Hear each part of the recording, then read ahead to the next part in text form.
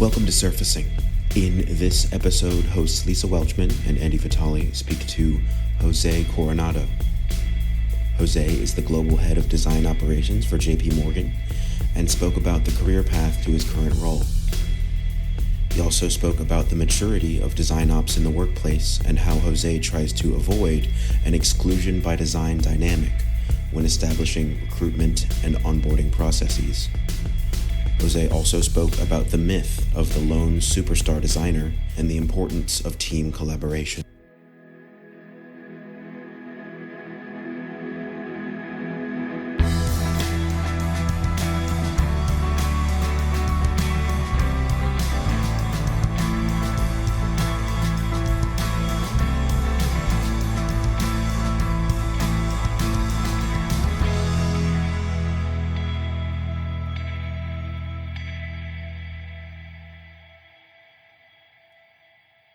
Well, I want to ask you what type of recruiting you're doing right now and how is that all going during the Great Resignation. But before we do that, why don't you introduce yourself?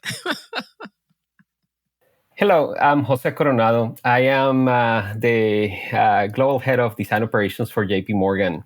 Basically, our team is responsible for delivering all the products, the services, the infrastructure, the technology, and all the programs that the people in the design team need to be successful. We basically create things like, for example, the onboarding program, or delivering the tools that the team needs for doing design or research. Awesome. So Jose, I would love to know, we've chatted about, our backgrounds in the past, and for the people listening, like how did you get to a point in your career that you're able to be the global head of design operations? Like, what did that path look like to get you there? Okay. I can share a little bit of my personal story, or you want just the professional story? Either way, I can. Both of them. Okay, because I think that's what the real story is, right? Yeah. So it's interesting. I usually never talk about myself, but lately I've been reflecting about it, and my own personal story is relevant to where I came to be as a professional. So I'm originally from Colombia. My background is in industrial design. And then I came to the US to do my industrial design master's degree in the University of Kansas. And my first meeting with my advisor here in the US, I asked him, what do I need to do? And he goes like, what do you want to do? And I go like, I don't know. So go do whatever you want and come back, talk to me. And so basically I did the same thing that I did in Colombia: furniture, packaging, consumer electronics. And it was when I get into consumer electronics that I uncovered interface design and never looked back. And it was my own exploration forced by my advisor that basically put me in the path. And then, let's say in my 20 plus years of career, I went from enterprise technology, working with, internal systems for organizations, working in human capital management products. Then in the middle of my career, I did management consulting. So the big companies, McKinsey, Accenture type of thing. And then I ended up in the bank. All of this path was basically through all the way down from individual contributor to managing a small team to creating a global team of multidisciplinary design research, content, visual design. And when I was in McKinsey, I got a call from a good friend of mine, and he said, hey, Jose, we want to start design operations practice in bank. Are you interested? And I said, absolutely. So basically, the path for design operations is, I see it in three different ways. You come from design leadership, like I did. You could come from design program management, which many people come from that area because they put structure, they put processes, they put the foundational pieces that teams need to be successful. And the third lens where people come from is business operations. So they are really good at the behind the scenes aspects of budgets, headcounts, things like that. And I think I have been able to assemble a team that combines those areas of expertise to bring the structure and the scaffolding. I was referring to it like putting the first Lego piece and then you put the other blocks on top of it, and we have been building the foundation for what I consider a successful design operations in the bank, with the team that we have been able to assemble. Awesome. That's Lisa, really- I know you have a question, but I feel like I have a segue to yours. So, Jose, I would love for the people that aren't really familiar with design operations, even though you explained it at a pretty high level, like how do you actually operationalize design? That is a tough question to answer because there's so many dimensions. But I'm going to simplify it in a manner like this: people, processes, infrastructure, and programs. When I talk about people, I mean, without the people, we cannot operationalize anything. So we have to take care of our people. We need to make sure that they're healthy. We need to make sure that they don't get burned out, especially during the crisis that we are all going through. So we have to provide the support in what I call the entire employee life cycle. From the hiring process, supporting that there's timely connections with the person, that we don't spend 3 months talking to somebody and then we ghost them for a while, and then we want to make an offer with today's cycle of employee turnover and the market being so hot for design and basically for every discipline is extremely difficult. One thing that one program that I created, for example, with the help of my team, was an onboarding program. The first experience that you have with a team is during the interview process, but your first one as an employee is basically how you are onboarded. And I used to call it colloquially, week one was technology hazing week. And we needed to remove that friction. We needed to remove all the obstacles, the frustration, the waste of time.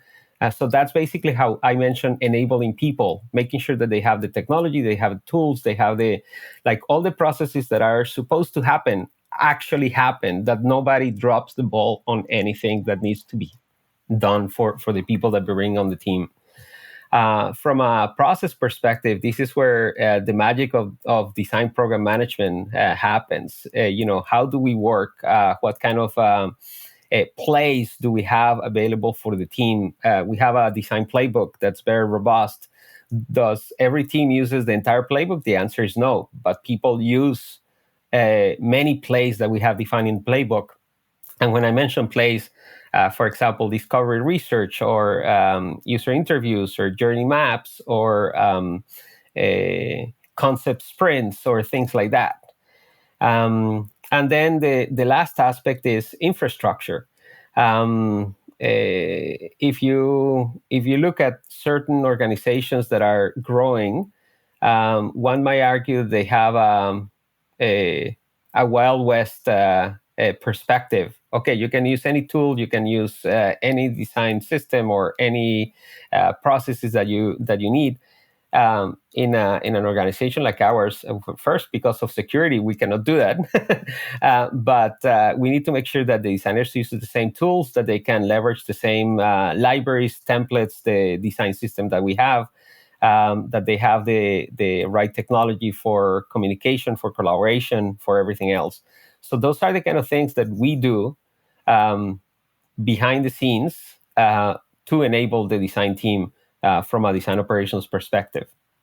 So you mentioned your kind of sideways way of getting into your vocation, right? And so, but it's probably, I'm not sure how old you are, and you don't have to tell me, but it's more mature now, right? And it's more targeted.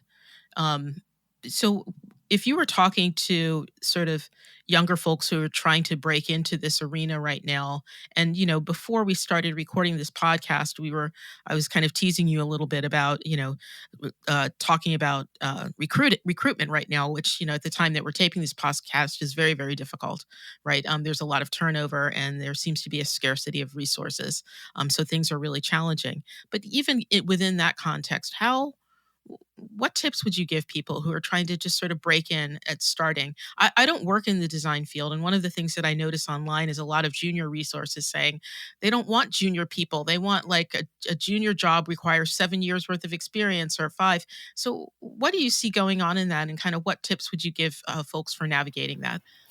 Well, that is a multifaceted question. Because So I'll start. that's my specialty. I can't just ask a straightforward. I have to ramble into 7 questions at once. But I'll start. Sit back. Yeah, I'll start with the last part because it's very close and dear to my heart, and Andy knows these. I think designers claim we claim that we are the champions of empathy. But we're not. We are, to some extent. Let me rephrase that. We're very good at exclusion by design, and the scenario that you just described, the junior designer needed 5 years of experience, a stellar portfolio required. That is not inclusion. That is not empathy for people that we need to help develop. We need to help develop the next generation of designers. Since I joined the bank, one of the programs that I have finally been able to successfully launch is a design development program, which is basically cohort for interns and a cohort for a 2-year apprenticeship for people with 0 years of experience. Actually, so for the interns is before they even graduate. I wanted to make it a little bit more expansive than people with a certified accredited education. I wanted to include career switchers, but for some logistical reasons and bank restrictions, I couldn't do it. However, the bank does have programs, for example, in software engineering program, where their target for a particular program that they launched was code bootcamps. So it is not that they don't exist. It's the fact that they exist in very scarce scenarios. So I tell you this story because I think it is our responsibility as established design leaders in whatever field of industry you are to create the opportunities for junior people. They are going to be the next us. If we don't do that, we're going to kill the next generation of leaders, or the next generation of leaders is going to take a long time to develop. And as you mentioned, there's plenty of opportunity. We're just defining criteria that sometimes is artificial to fill those roles. So that's the first, and as you can tell, I'm very.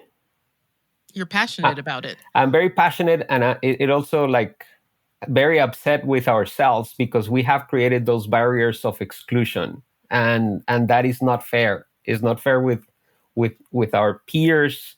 It's not fair with the people who want to break into design, and many of them have shown more grit and desire and discipline that many of us have shown in many situations. So I think they are well deserving of those opportunities. Yeah, I mean, you bring up a really good point there because, for me, in my generation of folks who work in digital spaces, let's just even more broadly, we kind of wiggled our way into it on the back of the evolving web and internet, right? There weren't any skills. If you saw an opportunity, you could dip right in, and those corridors have hardened now. There's doors and places to go. And I think that we're not always sensitive. I'm really glad that you brought this up, sensitive to the fact that they can't navigate it the way we did because it's a completely different world. Right. Yeah. I think about the barriers that we created. So when we all got involved in what we do, there were like Lisa said, different pathways in as you learned as you went. But as our industry has seemingly gotten more and more mature and have different programs and degrees that people can go to learn and get that foundational knowledge.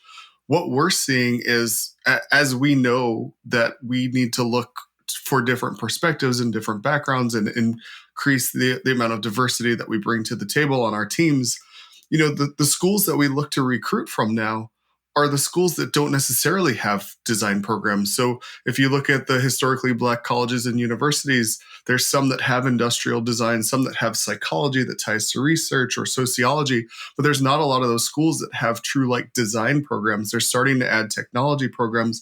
So I think although our job postings don't say that, they kind of do. They cover years of experience or equivalent degrees or something. But for those entry level, we're looking at our internships now from a different lens so that we can attract people that don't have that background that our traditional designers have come in through. But I know that doesn't happen everywhere. And Jose, I know you're also, doing similar things at your company. So how's it been?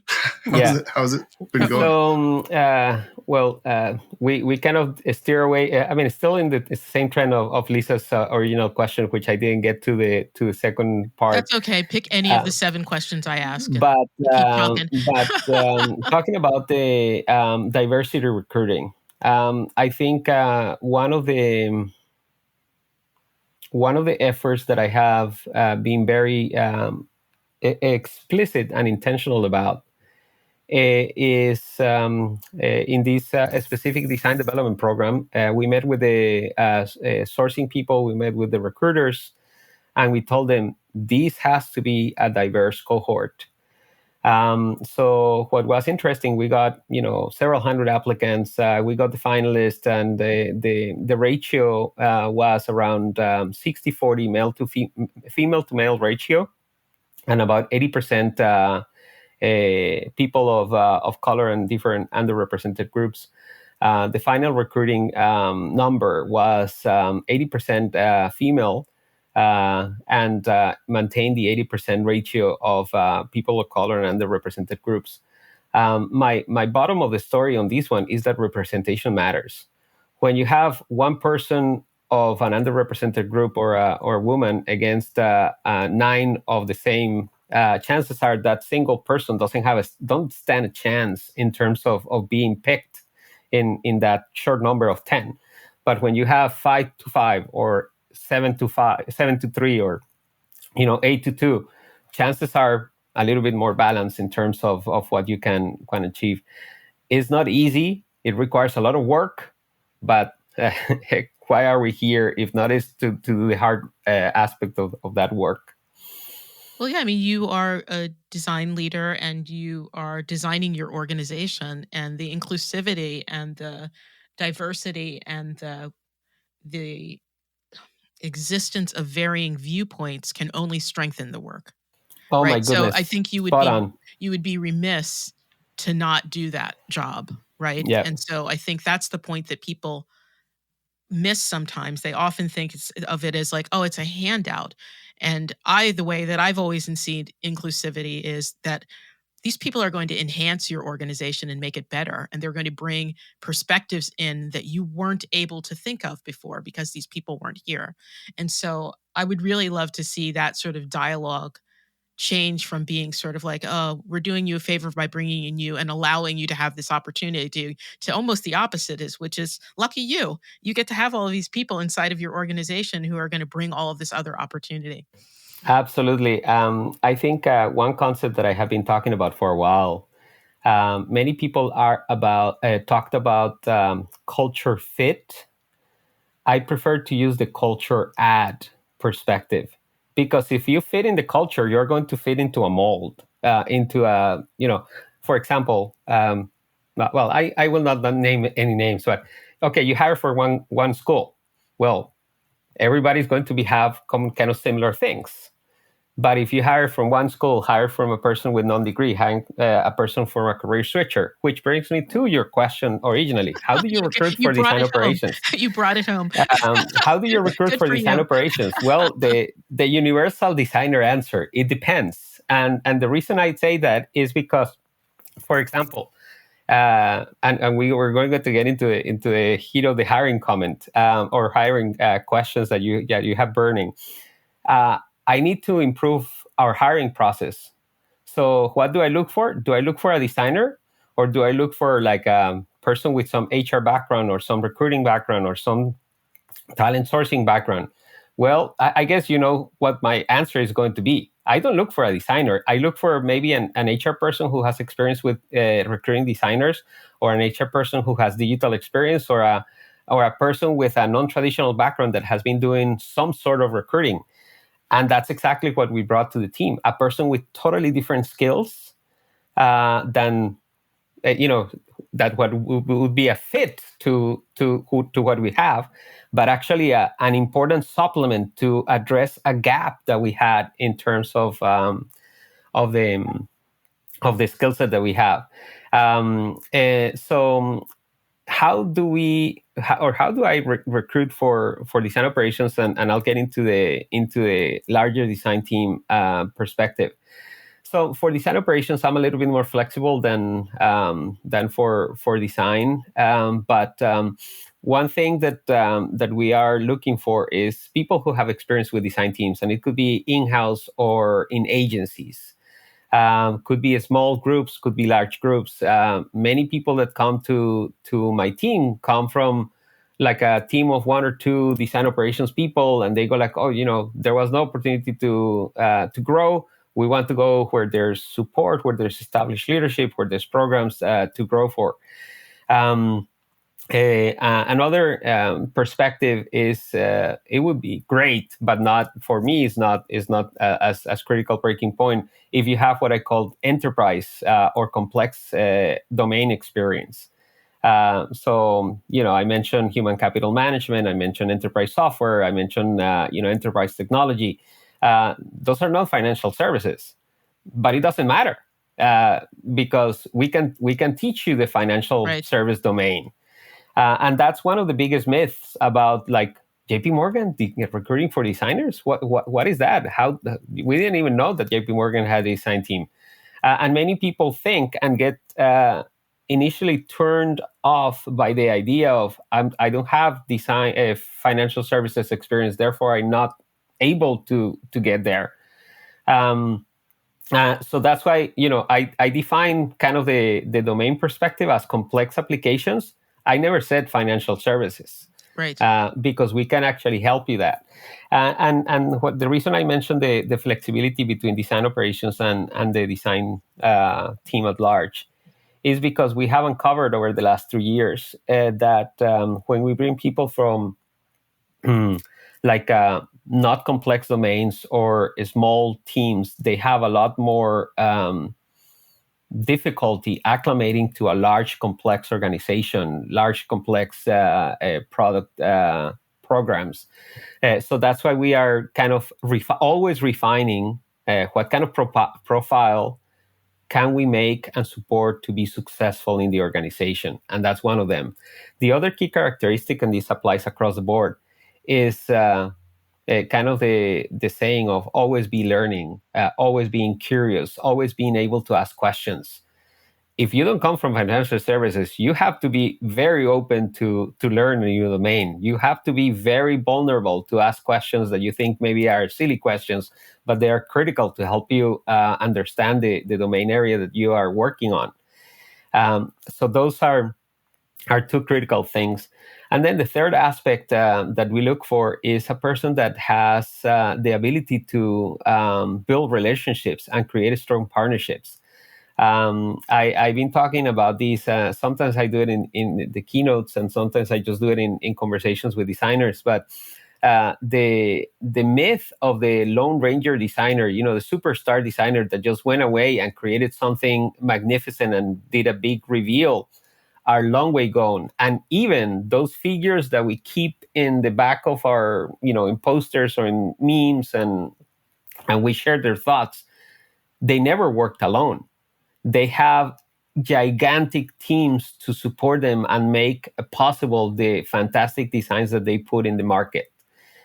So I think it is very, very critical that the person is of a collaborative mindset and is able to develop strong relationships in the case of design with traditional products and technology, and in terms of design operations with legal, with compliance, with security, with vendor management, with technology engineering, with all the other teams that we usually as designers don't have to deal with.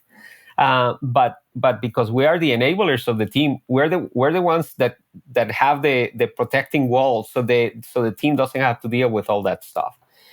So those are, I think, the three key characteristics that of the way that we look for bringing people to the team. So Jose, you and I both know that when someone's starting a design operations practice, a lot of times it's the leader or the leadership team creating this list of things that they want to tackle in order to mature the practice. And what happens is it becomes a side hustle. And in everybody's spare time, they're moving the needle on like 15 things, 2% here, 2% there. So what advice would you give for someone that maybe has that small team or potentially is ready to actually formalize their design ops practice? What are some of the things that you may tell them that they should do, or how they start to explain, that they need this practice and what the value it will provide to the organization is? Yeah, so it's very interesting because I think you and I came through the same conclusion about design operations when we were leading a team, whether it's a global or regional or local. We were doing the recruiting, we were doing the onboarding, we were doing the tool selection, we were doing the design system, we were responsible and accountable for all of those things. And maybe about 7 years ago or 5 years ago, a few people started coming up with the concept of design operations and what it meant to our industry. And I think the initial realization is about time saving and areas of concentration. So, for example, if you're the design leader and you are investing time in the tooling and the standardization of processes, you're not investing the time into managing up and managing across and building those relationships across with your peers in design, in technology, with your peers in product, with the executive groups that are sponsoring your team and where you are showing them the value. So I think one of the areas for people to demonstrate the value of design operations is about how much time do we give back to the design team to actually focus on designing, researching, relationship building, value demonstration. And that was actually the way in which I was able to demonstrate the need for design program management in the bank. And we were able to show how we gave time back to the designers and the design leads, and we were able to create some solid infrastructure. And we added one more Lego piece to the puzzle, to the foundation of the building blocks of the team that needed to be there. So that's one way that we go about doing it. And you don't have to start with a team of 10. I mean, I started when I got brought in. I started with a team of 1, then 2, then 4, then 8, then 16. But it has been a gradual evolution. I've been asking for 10 people from day one, but they said, show me the value and then we'll show you some. So it's obviously you can ask, you can be left out of the room, or you can get some. And then that's basically the growing process and the evolution of the growth of the team. I always find the conversation around ops, and a word we haven't said in this conversation, but near and dear to my heart, governance, interesting, because just natively for me, the way I think, it's like, of course you can't do it without governance and ops. Like what would make you think that you could build anything big? So like saying we're going to the moon, but we're not going to be organized about it, right? We're just gonna, it's good. But I guess, what it really points to, like we were talking about with how people are being recruited, is just a sense of maturity that's happening in our industry and around the work that we do. And so I think it's really good to hear that. And I think people are going to be really happy to hear all of these kind of detailed tips that you've given them on how they can do that, and maybe you'll get some people to want to come and work for you too. So I think we're kind of at the end here. Yeah, I'm gonna ask the Andy question. So how could I'm learning how to be Andy. So the question is, if people want to get in touch with you, how can they get in touch with you? So I am very active in Twitter, J Coronado 1, so JCORONDO 1. And in LinkedIn, Jose Coronado, and you look, there's plenty of Jose Coronado, but there's only one at the bank, so at JP Morgan. I'm also a keynote speaker in many, many events. During the pandemic, I haven't done much public speaking, but conferences are restarting, and hopefully we'll get a chance to see each other in person in a design or leadership event soon. Yeah, hopefully the fun will start again. Yeah. Well, thank you so much for giving us time today. We appreciate it. I really, really appreciate the invitation. Thank you for a candid conversation. I mean, some of these topics are, as I mentioned, very passionate and to some extent, to some people might be controversial, but I think we all have a role to play to make our industry better. And that's basically my message that I would like to leave away for people. Well, amen to that. Thanks for listening. If you enjoy surfacing, please rate, review, and follow us wherever you listen to your podcasts.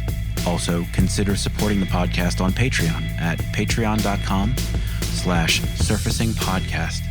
If you have suggestions for guests or a topic you'd like to hear about on surfacing, please reach out via the contact form found at surfacingpodcast.com.